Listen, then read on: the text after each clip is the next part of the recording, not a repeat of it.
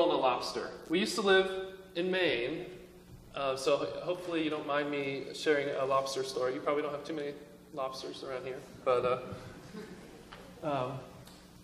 so there's this little girl and a lobster, and they had this tradition in their family. When the kids in the family turned 10, they got to go for their first lobster dinner, and it was a big tradition in the family, and there's all this build-up when. All right, you're 10, and now you finally get to eat lobster because we're not going to pay all that money for a 3-year-old to eat a lobster. So we can finally get the little girl her lobster dinner. So if you've ever been to the coast of Maine, there's all these lobster shacks on the coast, and there's the rocky coast, and they just set up picnic tables, and there's a little restaurant that's just basically a shack, and they steam the lobsters, they give you a lobster, and the view is beautiful. It's just like a postcard. So they go to the lobster shack. The girl walks in. She's very excited, and the parents are there, and the older siblings are there. And so she goes in, and it just so happens that in her what was it, 4th grade, I guess, class, or maybe 5th grade class, they did Crustacean Week the week before.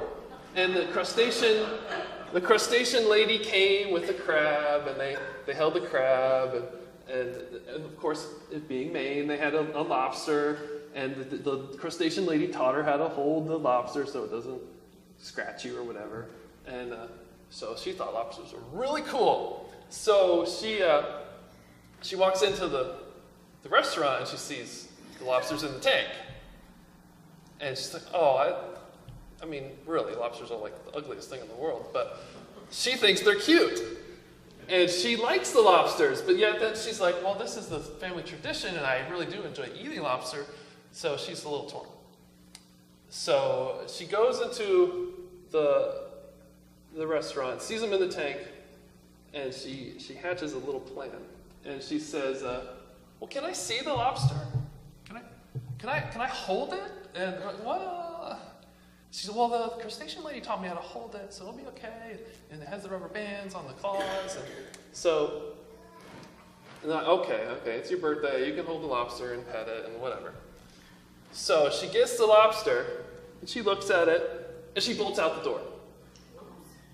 And, it's on the rocky coast there. There's like a little cliff, and she somehow figures out how to pop the rubber bands off the claws, and she chucks the lobster into the water.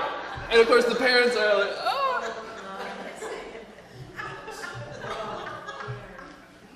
And of course she's very proud of herself, and the guy at the restaurant's like, well, I think I need to charge you for that. But here's the point. This is why I tell you this story. Jesus is catching you and me, and in the process of catching those who don't yet know him, unto life.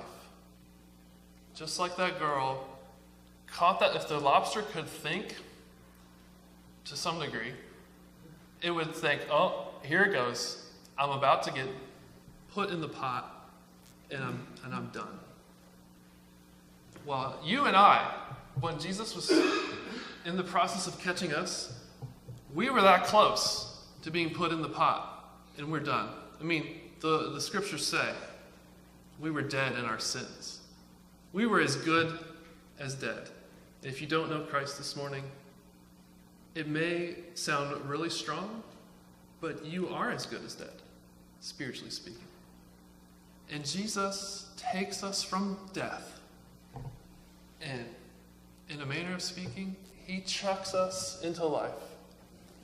He takes us from death, and he catches us unto life. And that's what we're here to celebrate